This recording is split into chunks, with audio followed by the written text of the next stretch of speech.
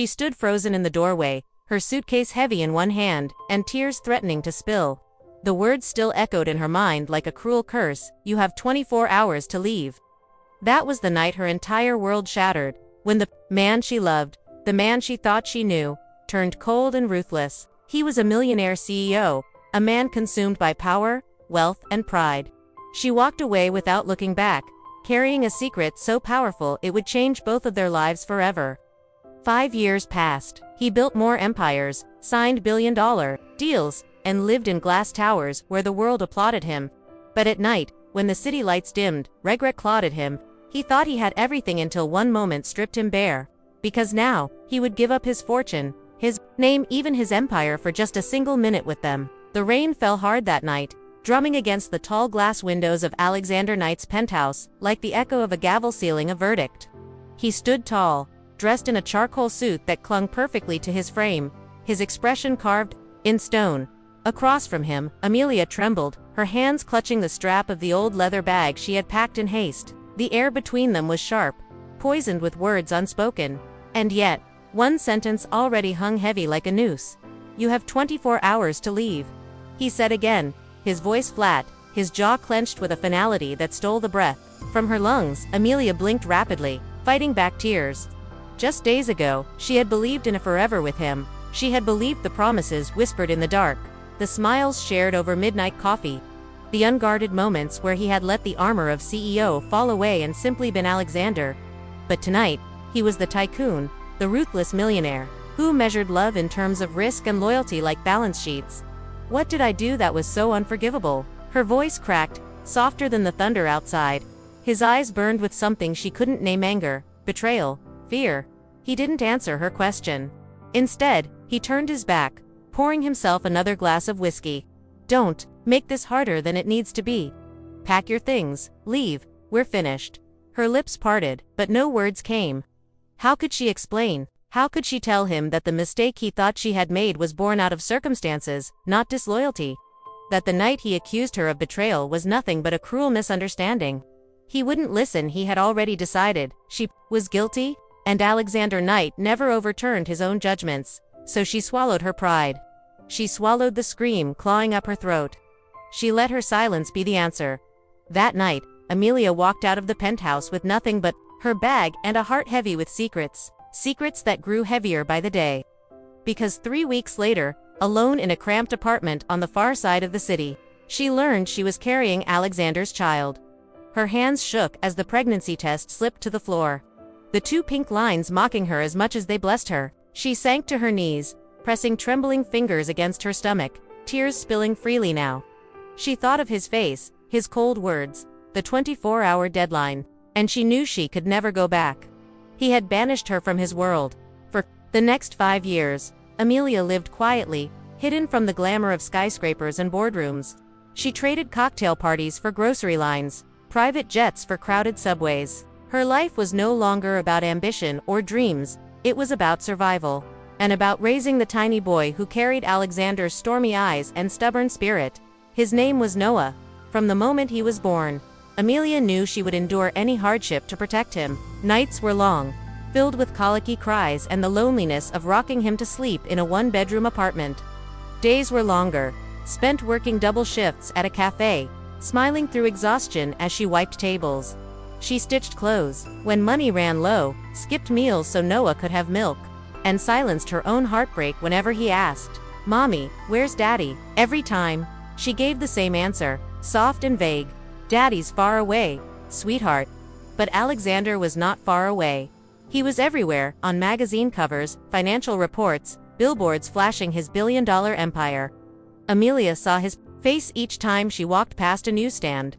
He seemed untouchable, climbing higher and higher in the world, while she sank deeper into anonymity. Yet sometimes, late at night, she wondered if he ever thought of her. Did he ever remember the girl he had cast aside? Did he ever feel the absence of the son he didn't know existed? Alexander Knight, for all his success, was a haunted man. He buried himself in work, chasing numbers, acquisitions, and headlines. The world believed he was the perfect success story, a self-made CEO with iron discipline and a golden touch. But in the quiet moments, when the city slept and the whiskey glass trembled slightly in his hand, he heard her voice. He saw her standing in that doorway, eyes filled with hurt, and wondered if he had been too harsh. He remembered the softness of her laughter, the warmth of her touch, and for reasons he couldn't explain, emptiness gnawed at him. 5 years passed. 5 years of Amelia raising Noah in secrecy.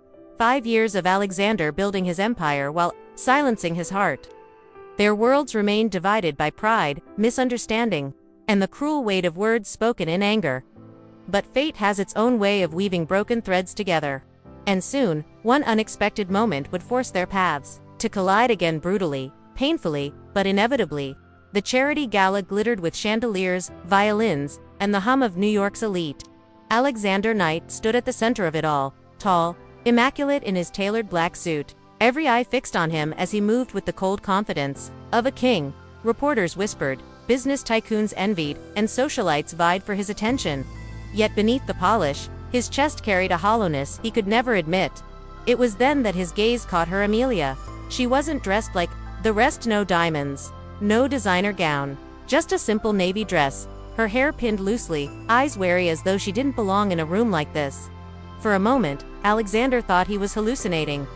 The woman he had banished 5 years ago stood just feet away, looking every bit as breathtaking as she had the night she left.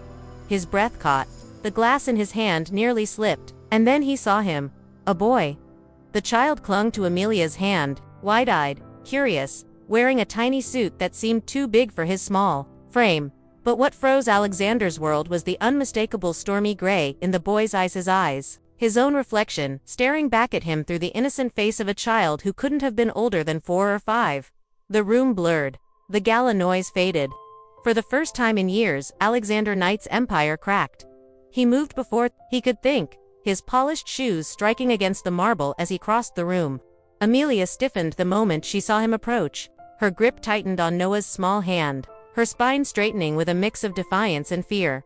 Amelia, his voice was low, unsteady, almost breaking. What is this? She didn't flinch. This is what you told me to leave with, she whispered, her words cutting deeper than any blade. Noah blinked up at him, confused, tugging at Amelia's hand. Mommy, who is this man? Alexander's chest constricted. That single question pierced him deeper than every boardroom war he had ever fought. The boy didn't know him. His own son didn't recognize his father. Can we talk? Alexander's voice dropped, urgent, pleading in a way Amelia had never heard before.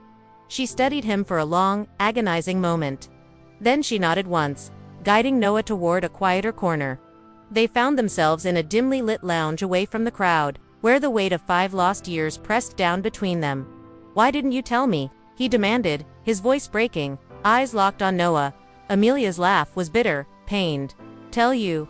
After you threw me out like I was nothing. After you gave me 24 hours to disappear from your perfect world.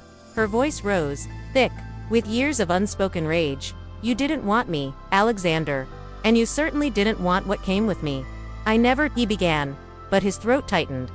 He had been cruel, blinded by pride and accusations that now seemed so small compared to what he had lost.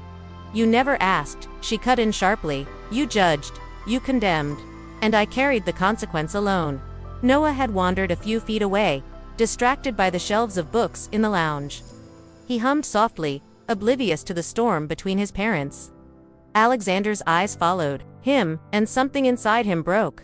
For the first time in his life, the man who had conquered markets, bent rivals to their knees, and commanded billions felt powerless. He sank into a chair, burying his face in his hands. 5 years. His voice was ragged. 5 years, I missed. His first steps, his first words, everything. I threw it all away because I couldn't see past my own pride. Amelia's eyes softened for just a moment. She had never seen him like this, stripped of control, stripped of arrogance, but her heart was scarred. Regret doesn't give back years, Alexander. It doesn't erase the nights I stayed awake with him crying, the days I worked until my body broke just to keep him fed. You weren't there. He looked up at her, eyes, wet, raw. I know, and I can never forgive myself. But please, his voice cracked. Let me try. Let me know him. Even if you never forgive me, don't punish him by keeping me out of his life.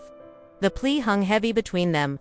Amelia's chest tightened, torn between rage and the flicker of love that still lingered, no matter how much she had tried to bury it. She glanced at Noah, who turned with a shy smile, holding up a book far too big for his tiny hands.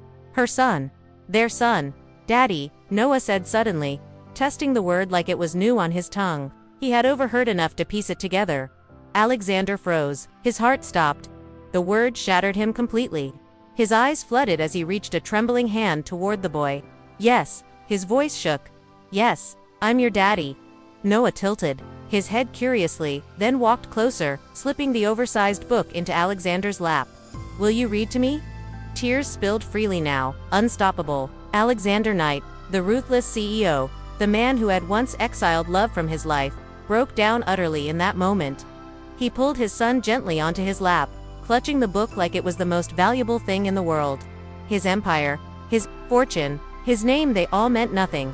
This was everything. Amelia stood quietly, her arms wrapped around herself, watching them. Pain and healing warred inside her, but for the first time in years, she saw Alexander not as the man who destroyed her, but as the man who was desperately trying to rebuild, piece by piece. And in that fragile silence, surrounded by the weight of years lost, they began slowly, painfully, but truly to find their way back. Because sometimes, all it takes is a single moment to rewrite the story you thought was already over. In the end, Alexander Knight learned the hardest truth: wealth can build skyscrapers, but it can't rebuild lost time. The man who once measured life in profit and power discovered that the only real treasure he had ever possessed was the family he let slip away.